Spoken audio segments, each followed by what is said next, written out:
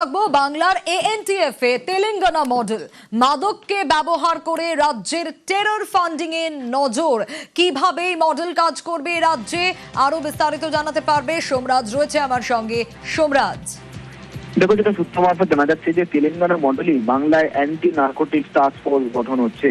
তুমি জানো যে তেলেঙ্গানায় রয়েছে ইগল ফোর্স, অর্থাৎ elite action group for drug law enforcement. এই ইগলের কার্যপদ্ধতিকে মডেল করেই বাংলায় মাদক বিরোধী অভিযানের জোরদার করার পরিকল্পনা করা হচ্ছে।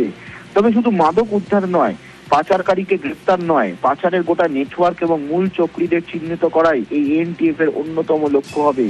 ইতিমধ্যেই এই বিষয় নিয়ে পর্যালোচনা হয়েছে এবং সূত্র মারফত জানা যাচ্ছে আজ কেন্দ্রীয় স্বরাষ্ট্রমন্ত্রী অমিত শাহ যে বৈঠক করেন রাজ্য প্রশাসনের শীর্ষ কর্তাদের সঙ্গে, যেখানে কেন্দ্রীয় স্বরাষ্ট্র মন্ত্রকেরও শীর্ষ কর্তারা ছিলেন, সেই বৈঠকেই মূলত সীমান্ত দিয়ে মাদক পাচার এবং নার্কো টেরার নিয়েও বিশেষ আলোচনা হয়েছে।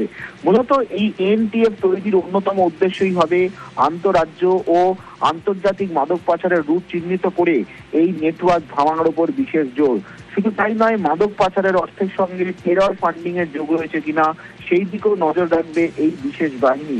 সূত্র মারফত এটাও জানা যাচ্ছে যে বাংলাদেশ ও নেপাল সীমান্ত দিয়ে মাদক পাচারের রুটে বিশেষ নজরদারি করবে এএনটিএফ। এমনকি সীমান্তবর্তী এলাকাগুলিতে মাদক পাচারের গোটা নেটওয়ার্ক চিহ্নিত করার বিষয়েও কাজ করবে এই anti narcotics task force. Malda, Murshidabad এবং উত্তর দক্ষিণ 24 পরগনা এই 4 জেলার সীমান্তবর্তী এলাকা এবং আন্তর্জাতিক সীমান্ত ব্যবহার করে যে মাদক ঢোকানো হচ্ছে এবং সেখান থেকে দেশের অন্য প্রান্তে পাঠানো হচ্ছে তা ভাঙার চক্রও করবে এই অ্যান্টি নার্কোটিক টাস্ক ফোর্স। সব থেকে যেটা গুরুত্বপূর্ণ, এই মাদক পাচারের মাধ্যমে রাজ্যে টেরর ফান্ডিং হচ্ছে, তেমনটাই বারবারই তথ্য উঠে এসেছে গোয়েন্দাদের হাতে। আর সেই কারণেই অ্যান্টি নার্কোটিক টাস্ক ফোর্সের বিশেষ গুরুত্ব দিতে চলেছে রাজ্য। আজ কেন্দ্রীয় স্বরাষ্ট্রমন্ত্রীর সঙ্গে বৈঠকের পরেই এই বিষয় নিয়ে আরো গুরুত্ব বাড়ছে।